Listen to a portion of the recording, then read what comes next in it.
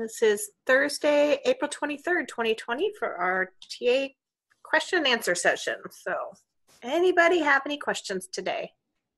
Well, let's start with the ones that we got in on our email. Okay. So the first one we have is how many flight attendants in good standing are able to participate in the TA vote? So the quick answer to that first question is as long as it's not our first two classes, January and February flight attendants, because they will not be considered members until their first 4 months. After their first 4 months, we have roughly at the moment 700 flight attendants. So take them out of the equation. Everyone else, as long as they are in good standing, will be able to participate. And I don't think we have but a handful of flight attendants that are not in good standing. I know we had some issues with the May class, and we're getting those all resolved one by one. So I know another one just got her issue corrected yesterday. So I think we should have, my guess, if I were to include ones not in good standing, we have maybe 600 and take out the 80, so 600-ish flight attendants, but I can find out from membership exactly how many we have. Well, he said 106 votes yesterday was 18.76%, so it's going to be somewhere between 500 and 600. Does that sound right? Yeah, I think we have about 600-ish, just in the low 600s that are in good standing and able to vote. But I will get an exact number from Bob today. Okay, also I meant to say, Kevin just posted the revised summary of agreement with the corrections if you guys wanted to read that at some point. It is corrected now. Okay, Lisa, was there another question, part of that one? There was a part 2. How many votes or what percentage will it take to pass or fail the TA? 50% plus 1. So if there's 600 flight attendants, it would take 301. So I'm sending Bob pass to fail. Yeah. All right. Is there another question?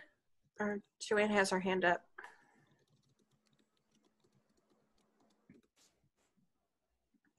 All right, that email's been sent, by the way. My doorbell's ringing. I will be right back.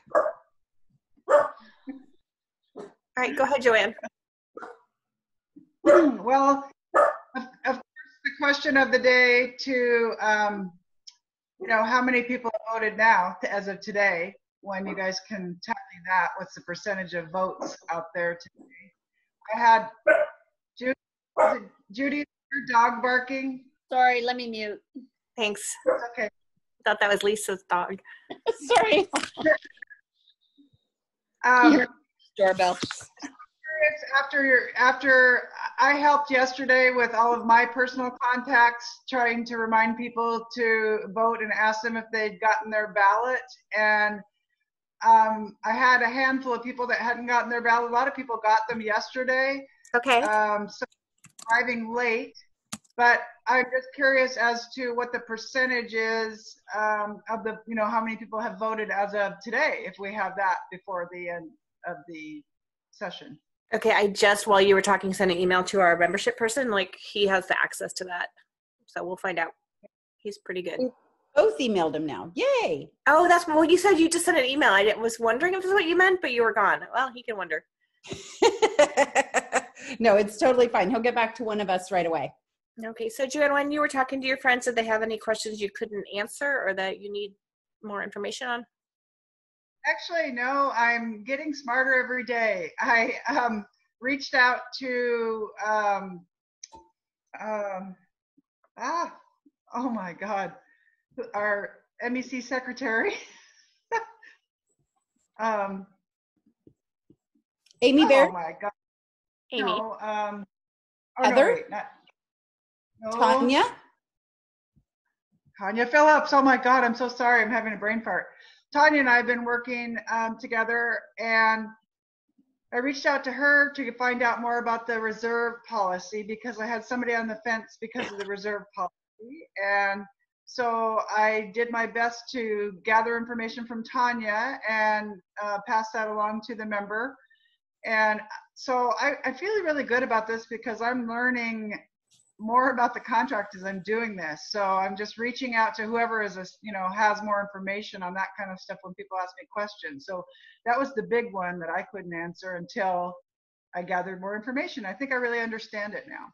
Good. So other than that, I think everybody just pretty much, gave me the thumbs up that they had gotten their ballots, or if they needed help with the ballots. I still don't have a link that's working to send them to vote. I have to do it. They have to do it with the phone thing. The link is not working, and Tanya sent it to me both via text and via email, and I can't get that link to work, and neither can anybody that's working on it. So that's the one problem. Can I say something to that, Kimberly? Of course, Tanya.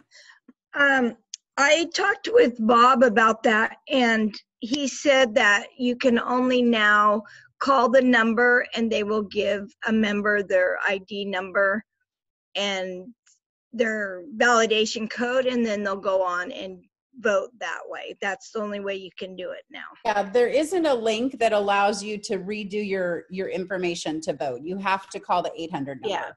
Yeah. That's a security All right, thing. so here's our update. We have 25% or 142 votes that have been cast. Okay, so that makes about 570 will be the total if that's 25%. So, okay. Keep it coming, girls. All right. I have another question if nobody else does. Okay.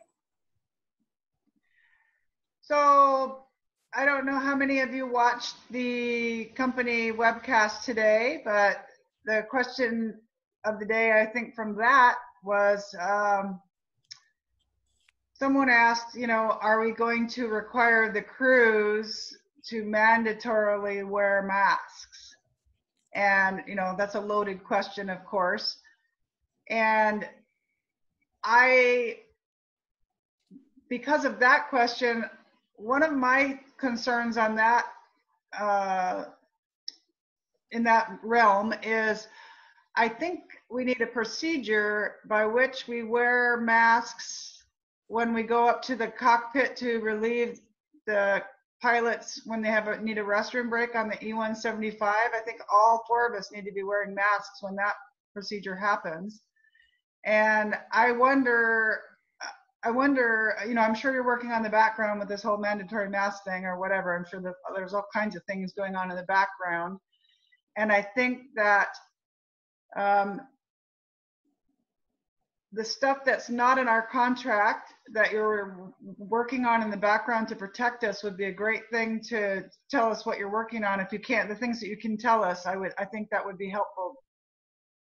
Okay, so let me see if I'm off mute here. Joanne, there is a spreadsheet on your horizon on the COVID page that talks about all things that AFA is working on and has achieved to keep us safe on the aircraft during COVID.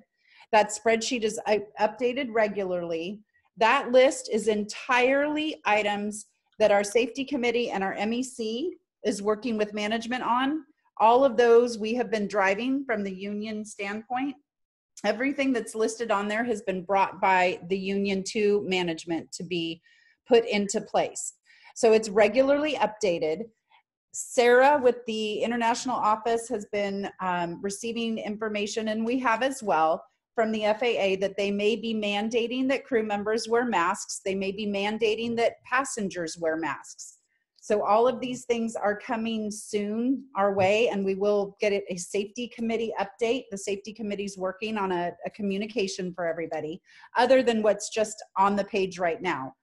But I would reiterate that everyone should be wearing their mask when they are on board that aircraft. We're not going to have empty aircraft for a prolonged period of time, hopefully. So that means social distancing. There won't be social distancing on the aircraft at a certain point in time when we're getting more passengers and making more revenue.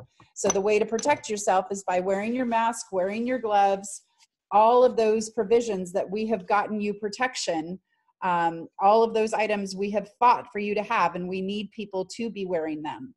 I will say that if there is a medical concern that keeps you from being able to wear a mask the entire time you're in contact with individuals, you need to reach out to us, because there's some ADA accommodations that we can talk about. We can get your physician to prescribe a mask that would work for those issues that you're having medically, so you're still able to perform your job.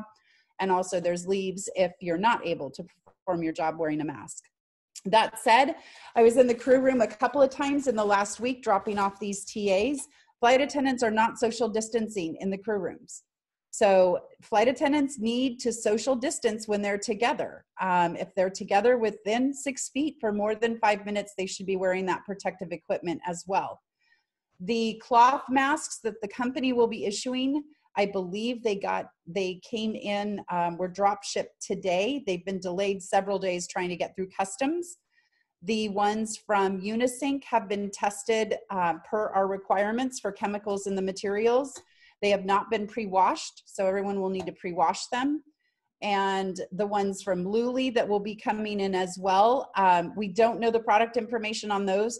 But what I will say is flight attendants seem to be wearing masks that they get from just about anywhere that are those cloth masks. So I don't know that, that's their biggest concern right now. I think they're just trying to find something to wear. If you need one of the reusable ones or the cloth ones, please email your supervisor. Let them know that you won't be there during hours and you need them put in your box. They will do that. So, I mean, this is totally outside of contract stuff and our regular stuff, but it's fine to answer these questions, not a problem at all. I hope that's the basic answer, but we have a list of between 40 and 70 items that the union is pushing management for. Most we have received, some we are still working on. But we meet 3 times a week on one call, twice a week on another call, and twice a week on I think I have 10 calls a week that I'm on about these issues. So it is definitely being actively pursued. Not as fast as it's been in my opinion, but I'm learning perseverance as a new trait. All right, looks like Judy has a question.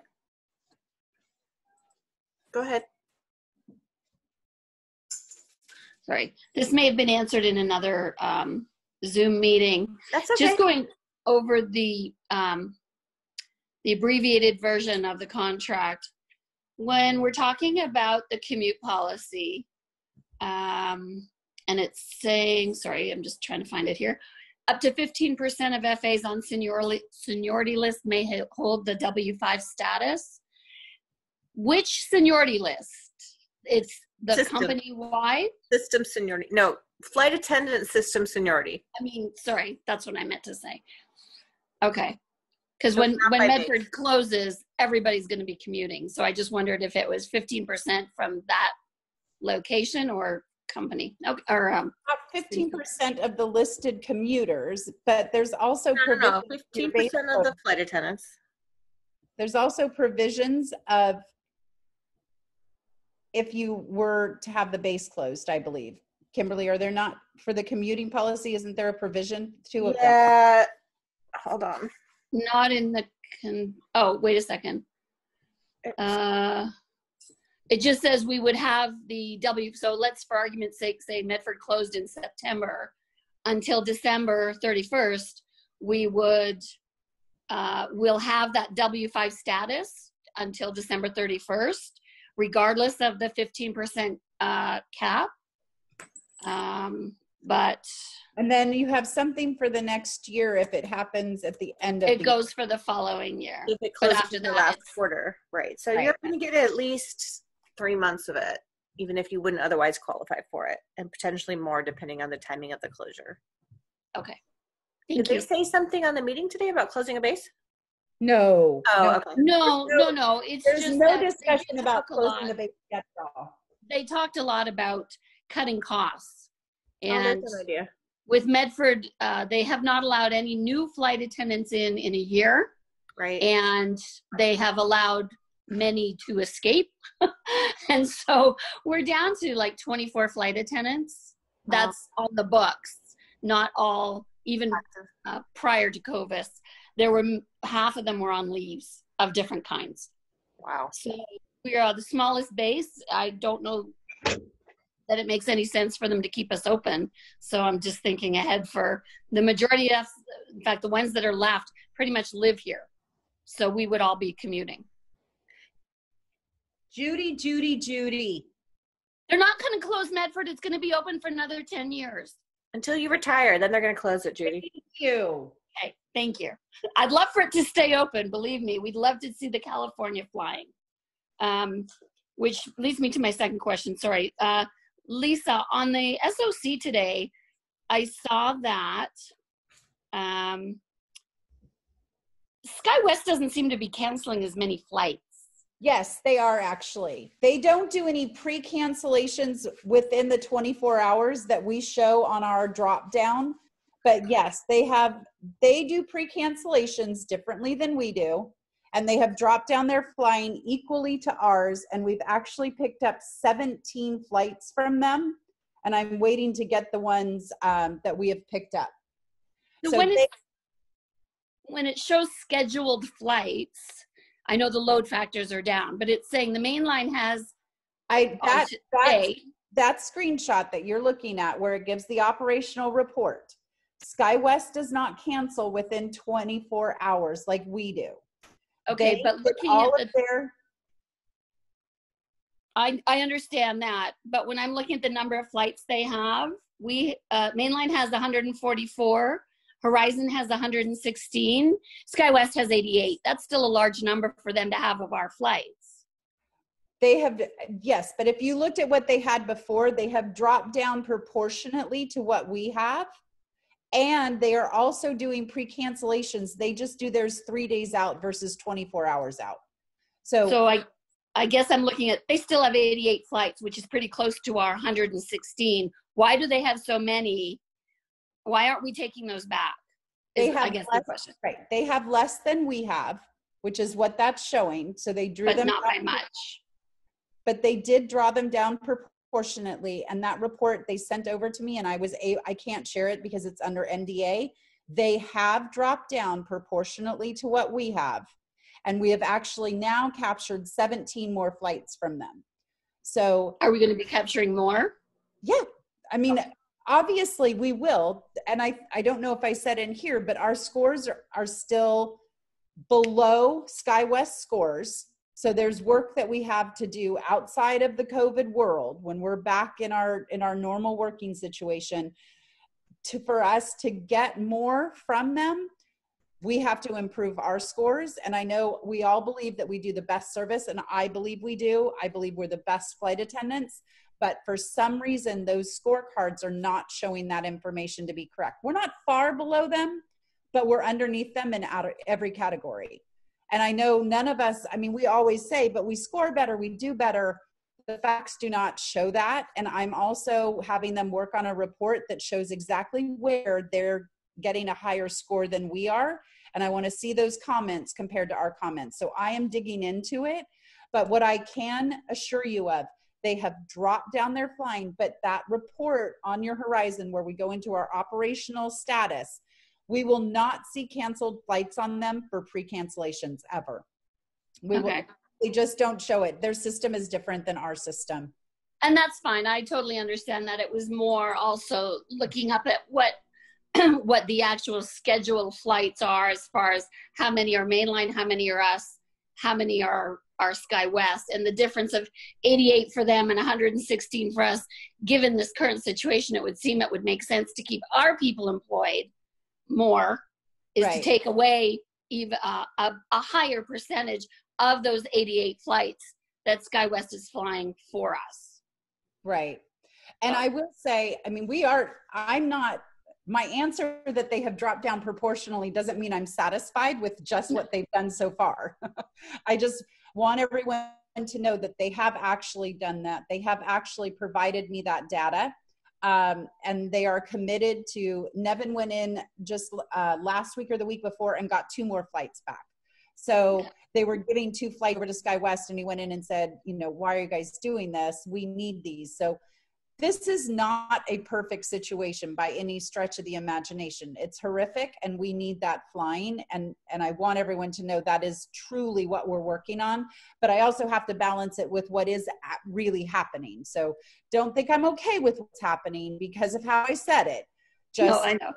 There are some facts involved in there, and I want everyone to have the facts as well as what we're continuing to fight for. Okay, thank you. Yep.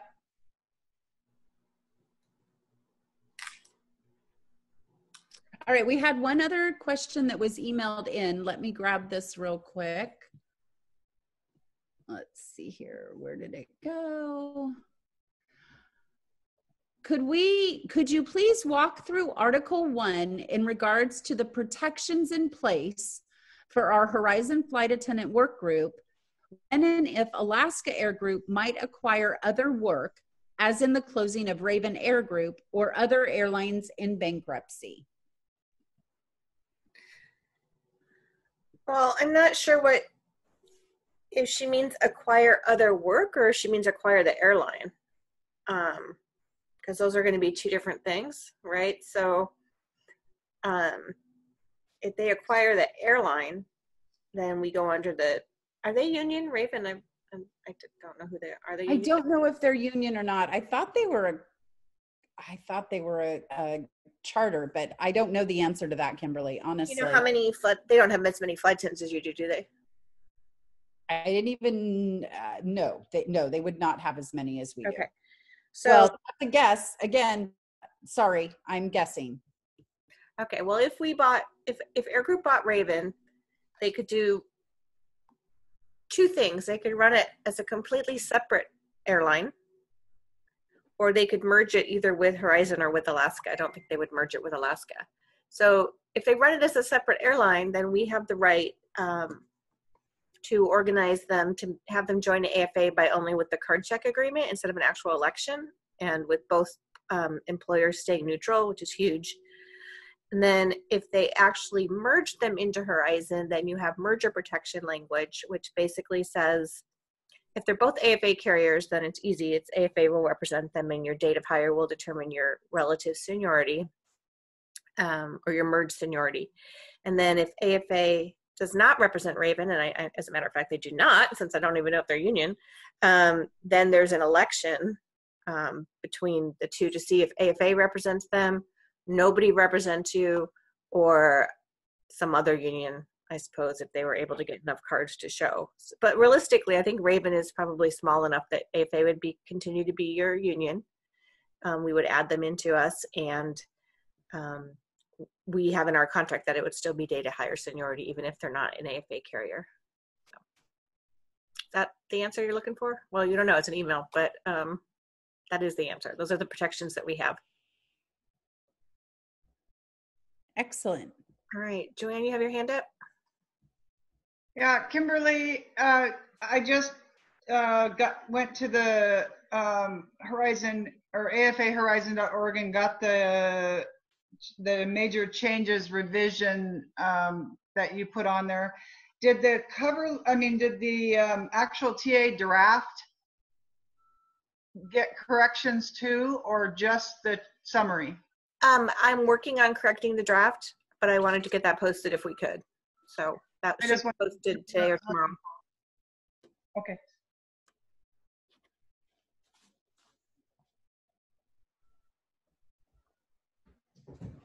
Anybody else? Let's see if I have any text messages while someone else has questions if they do. Okay.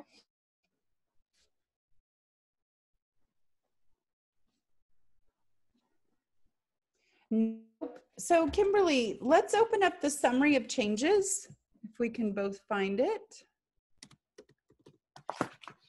As we said, we would go through this nice little summary of changes. We said we'd go through the implementation. Oh, okay. We can do both. Let's start with. I gave that to Kevin. He's in the process of posting it. So it might be better to actually talk about it tomorrow after everyone can follow along. Although I can share the screen on it if you guys want to see it. It's posted. Let's do that. Let's see. He's super fast. So that's great. No, but I'm glad he that's good. okay, hold on. I don't have it up, so I have to open it. Well, you guys are finding that Raven Air has 34 flight attendants. Well, there you go. They have 200 pilots, and they have 92 planes. Just FYI. Thank you, Tanya. Thanks, Tanya. So I think 34 flight attendants, I think that we are safe there. Yeah. Okay, I'm going to share the screen. Hold on.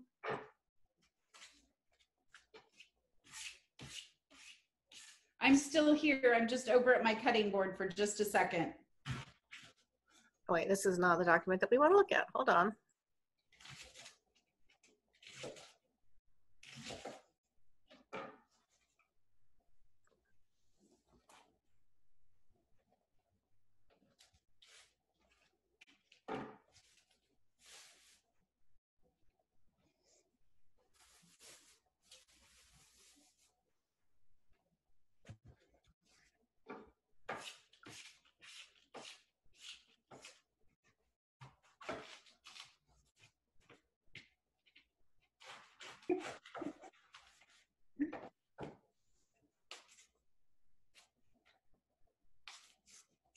Okay, can you guys see that? It's very gray. I don't know why. That's the way that Dee Dee sent it over. I'm working on getting a fresh copy, by the way, Kimberly. I mean, it's readable. It's fine, but I don't know why it did that. I kept trying to change it, and that's how it came. I don't know. Anyway, so it says basically any economic item not in Article 347 that isn't addressed will be effective January 1st. Otherwise, it's May 1st. Per diem on May 1st. Pay scale in September. This is the retro compensation. And we have a provision that you will be co-paired with the pilots at least through December 2020. So no mixed pairings at least through the end of the year. We'll negotiate the vacation slots issue. Programming.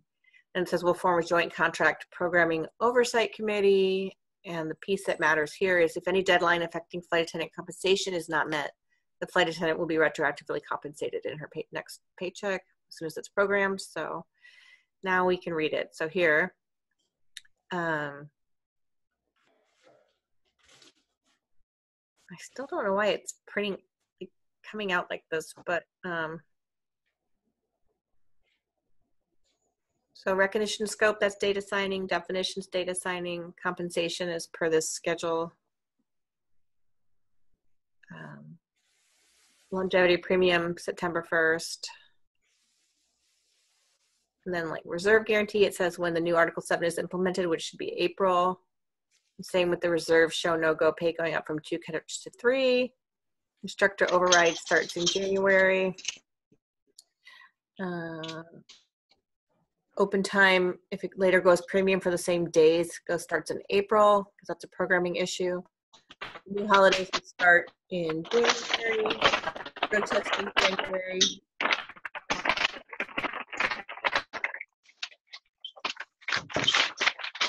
Can someone mute their phone? Whoever's making all that. Is that you, Lisa? No, it's Joelle. Okay. Oh, no, maybe it's not Joelle. It said Joelle, but we'll see. I think we're muted. So ground holding pay will start in January, but it'll be a manual process until April. So in April, it should be automated. Pay for pre-boarding flight starts in January 1st. Per diem. So the day room after 4 hours starts in May 1st. Hotel standards start in January. Hotel transportation in 25 minutes, data signing. So that's May. Company parking, that's January. And vending machines go away with the per diem on May 1st. So here's the per diem right here, 210. Okay, so hours of service starts in January with the 12-hour duty day. So the table will be in effect until December, through December, which makes sense if you're co-pairing with the pilots anyway. Maximum duty days decrease the legs starts in January. Reserve days off increasing will start in April with Article 7. The increase in golden days will start on data signing. So we're gonna have to make sure they give everyone 2 extra ones right away.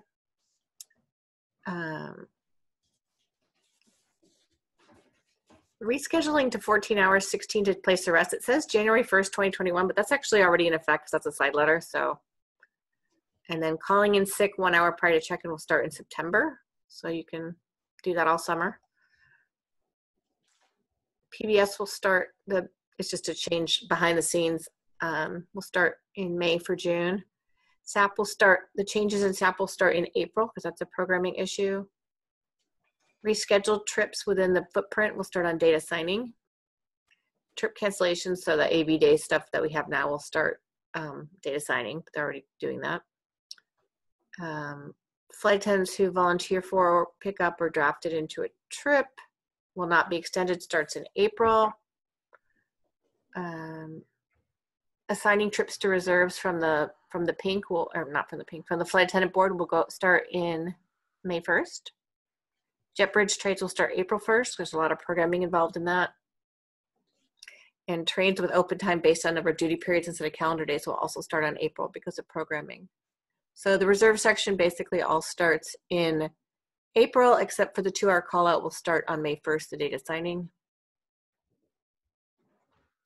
The training pay will start in January, which is basically getting paid full-time for 4.5 for travel and for any other training of more than 4 hours. And then we have the CBT, the computer-based training, which is really already a side letter, it says data signing.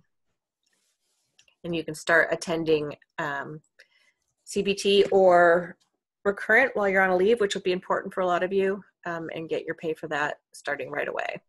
So we don't want people to go illegal if we don't have to. Sick leave starts on data signing, which is, it is the current policy, but now it can't be changed. So that starts right away. So we won't give them any time to change it. The system for challenging company medical examination starts data signing.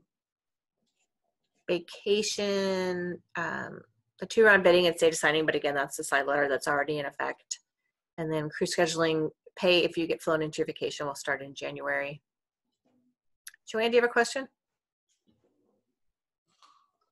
Yeah, when you said the sick pay or the sick policy thing, it made me think.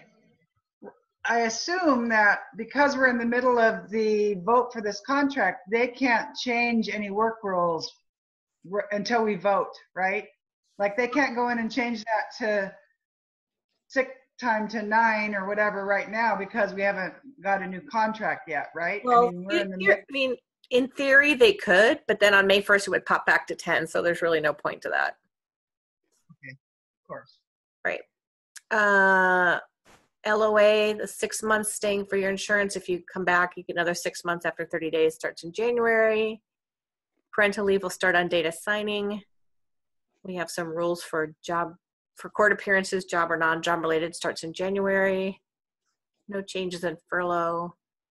TDY at different domiciles will start data signing.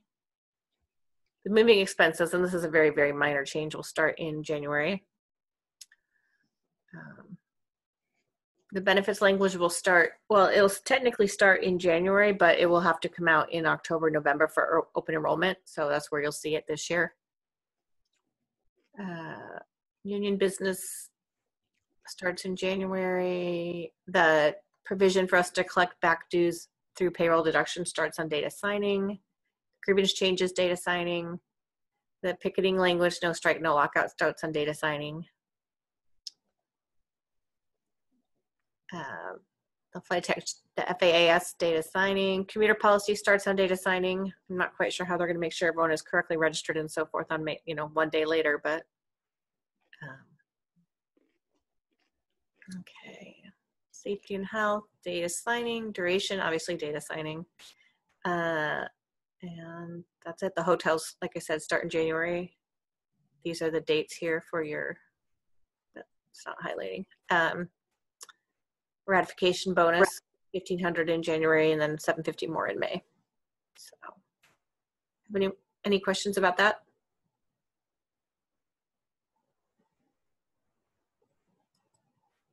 Natasha, you have your hand up. I'm sorry, I don't have the whole screen up when I look at my document. Natasha, what do you got? Hey, I was just curious about benefit eligibility for the following year, since so many of us are voluntarily dropping tips to the company, or waiving our AV days, or taking part-time lines. Are you guys talking to them about that, or will we just wait a few months? Well, if you're on company leave, you're fine. If Right. you're any kind of leave, you're fine, because you get what we call the constructive credit toward benefits. So you'll get basically counted as if you had been doing a 40-hour, or, well, it's $550 a year, so whatever, 550 divided by 30, whatever. So you're fine on that. If you're on part-time, that's voluntary, so you will have to presumably work. Yeah, it is voluntary, but you guys signed the side letter to allow up to 50% of flight attendants do that, and they keep asking us to do it, to take one for the team, and we are. Well, okay, but part of doing that is knowing that for that month you're going to get fewer credits. But as long as you're still That's maybe true, Kimberly, but that wasn't posted on the information about leaves of absence or downfalls of bidding part-time. A lot of us but don't as know. long as you're still getting your part-time guarantee, you're going to be fine or very close to fine. Okay, so a couple things I want to say about this. Let me just do the math super fast on the part-time. So if you did part-time every month, you would need to fill in augment with at least 1 or 2 full-time bids to be able to get to the 550 hours. But a couple things to consider. The part-time is most flight attendant, we get emails all the time about flight attendants wanting more part-time lines. So the part-time is the same as it's always been. And there was nothing added in or taken away from it. It's just, we opened up that they can give up to 50%. No one is being forced into part-time. So if they were forcing into part-time, then yes, we would potentially look at some type of an accommodation. I don't know what that would be, but we would have that discussion with management. But it's very clear you may not be forced into a part-time line. If you want part-time and you want all the things that go along with it for that bid, you're welcome to bid it, and we will grant all part-time requests. So that takes care of the part-time. I do want to be very clear that what we're talking about and what Kimberly just stated for the leave of absence with the constructive credits, and those go for the COVID leave of absences as well. So you still get constructive credits for the COVID leaves. What you will not get is enough hours in the year potentially to qualify for FMLA. So you need to be regularly tracking your 504 hours to make sure that you do not lose the ability to renew your intermittent leaves or any other FMLA usage that you have. So it's very important that you keep your eye on, because that is hours worked. It does not count vacation. It does not count sick time. And that is a very important accrual rate to make sure that you still have if you need that protection. There's obviously other leave protections for medical purposes that you would still have in the contract. But from an FMLA protection standpoint, you must have 504 actual worked hours, duty hours, to be able to qualify for that. So does that help, Natasha? Yeah, thank you so much. Yep. If they were to force part-time, we would have more of a conversation about some type of constructive credit conversation. Now, if you are getting sick or vacation time, you won't get the constructive credits.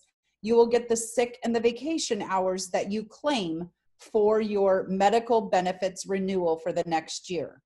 It's only if you are completely unpaid and utilizing unemployment insurance that those constructive credits become what is used for your medical benefits accrual.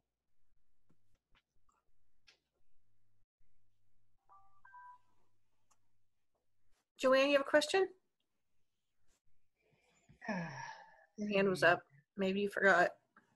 No, I do. I just thought I thought it was muted still, and I was trying to figure out. Oh. Okay, so 504, Lisa.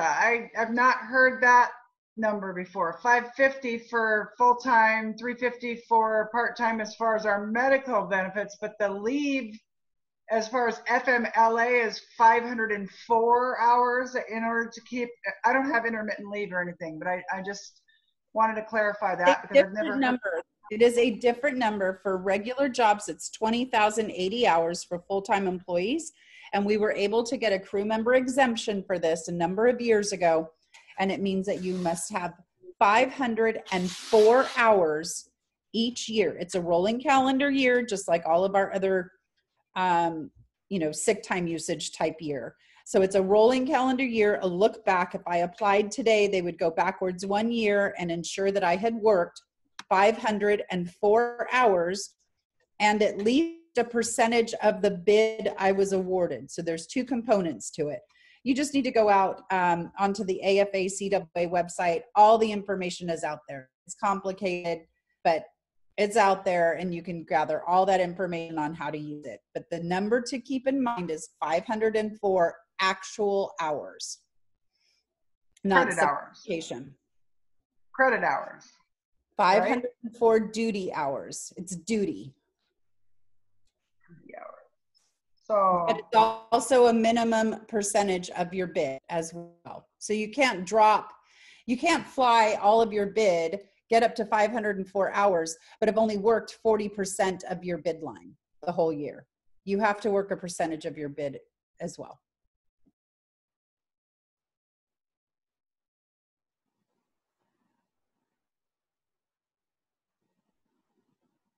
Thank you.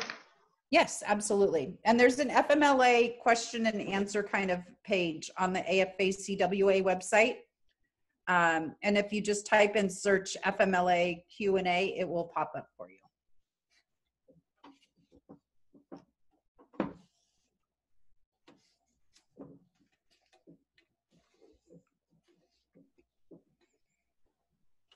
All right, anyone have anything else?